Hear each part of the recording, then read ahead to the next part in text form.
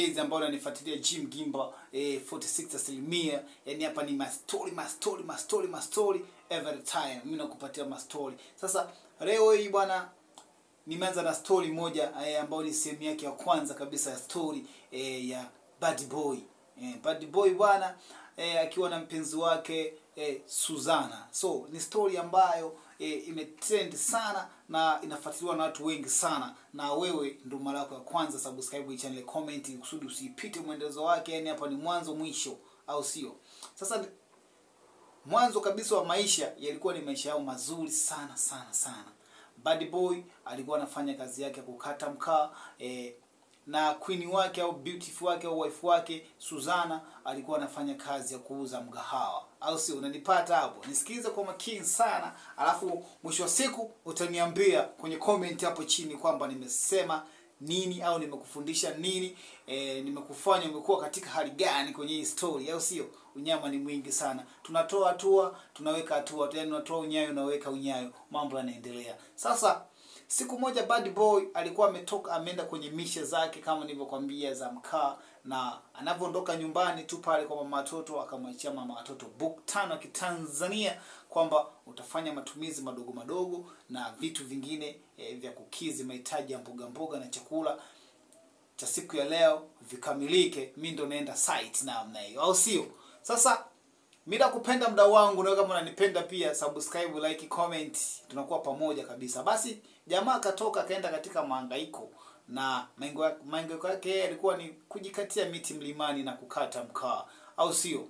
Basi akaenda kakata zake mkaa, akapanga tanuru lake la mkaa, basi likawa lipo kwenye kiwango cha kuiva. Sasa kitu ambacho alikuwa hajakifikiria Bad Boy anapoanza kukata huo mkaa ni kitu kimoja sana. Alikuwa hajafikiria kwamba unapoanza kukata mkaa au kukata mti kuna sheria ambayo inasema kata mti panda mti. Ndio kitu ambacho kilimweka matatani Bad Boy, au sio?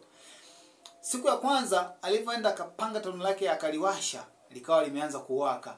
Basi siku ya pili napo akaenda kulichungulia limewaka, akalichungulia akalikuta lipo fresh kabisa limewaka. Huko akifurahi sana kusema saizi mali imeshaiva imekamilika, nikifika mjini na dunda nauza, mambo yanaendelea.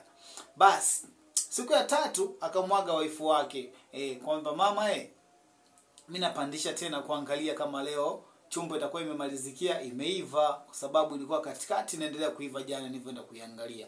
Basi waifu wake alikuwa na mtoto huyu mmoja, akasema ila mwanangu anadai daftari za shule zimeisha. Basi pale jamaa akatoa tena buku 2 ya Kitanzania kadondosha pale, akaenda yule mtoto kununua daftari za buku 2 kwa ajili ya shuleni, nitakuwa daftari 4 kwa jero. Basi maisha yakawa yanaendelea kama hivyo, yeye akaaga pale. Basi mama watoto mimi ngoja nipandishe mlimani, akapandisha tena mlimani jamaa kwenda kukata mkaa, au sio? Mama watoto hapo akiwa anaendelea na mishemishe zake pale mgawani za kupika vitumbua, mchele, nini, wali.